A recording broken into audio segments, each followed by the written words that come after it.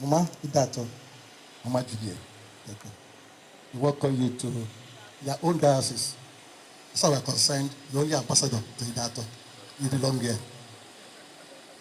The naming of Bishop Henry Okeke National Primary and Secondary School in Miata.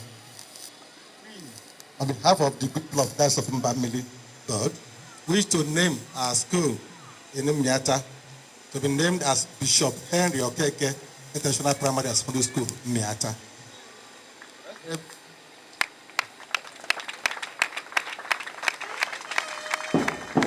May God prosper His work in your life and ministry.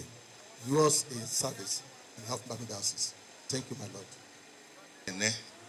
Na ozi Chineke bana hankenna na nkopara na nkemonso.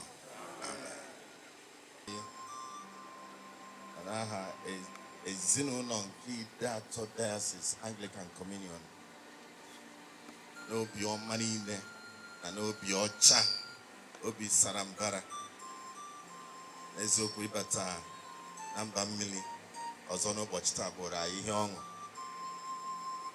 ozugbo anyị na-atụ ụkwụ n'ime Mbamili na compound asị na moto na-apụta apịtị metụ ha anyị na-arụ ọsị anyị welcome. Maka na okporo ụzọ niile anyị gbasara ya ezuteghị apịta ya batara ha apịtị metụ anyị na very good isi na ugbu a ka anyị batara Mbamili anyị ezigbote ọṅụ ka ọ bụ nye anyị. Aga m enye n'ife mikrofon ka o weta ekene n'aha anyị ọ bụ na o wetasi ekene ya gazie n'iru iwetara ya ozi ndị ọzọ. Hallelujah. Odu Jesus, Odu Kinana, Odule, Odu Nine, Odu Jesus, Odu Kinana, Odule, Odu Kinana, Odu Kinana.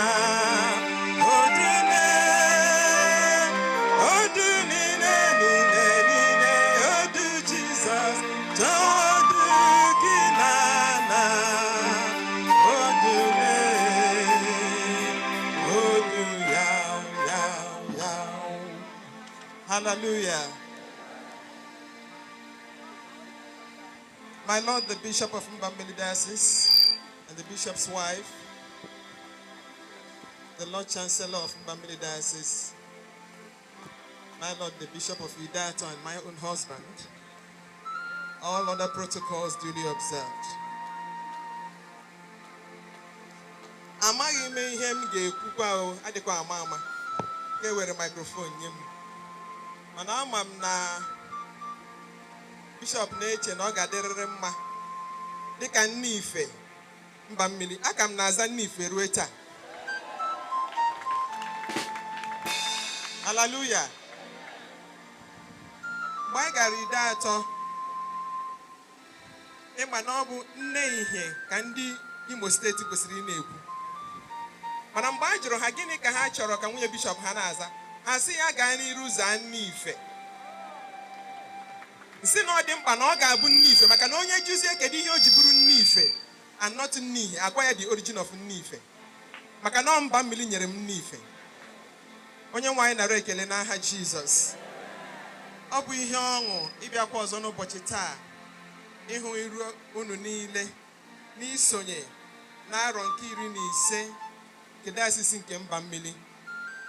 Na-ekele mmadụ niile n'ihi ije ozi n'otuto nke nzukọ Kraịst nọ na Mbamili na-eto. Anyị ahụcha n'ihe ọhụrụ dị iche iche onye nwe anyị na-eme n'etiti unu. Na-ekele Bishop anyị na nwunye ya. Na-ekele mmadụ niile, ekele N'ụzọ pụrụ iche, MC anyị taa bụ Ifeanyị anyị esodo. Ọ ka bụkwa Ifeanyị ahụ anyị maara ya ka ọ ka ji bụrụ. Na mmadụ niile, ndị ụkọchukwu niile, ndị ụmụ nwanyị, eze mma onye ọbụla mma n'aha Jizọs Kraịst onye nwe anyị.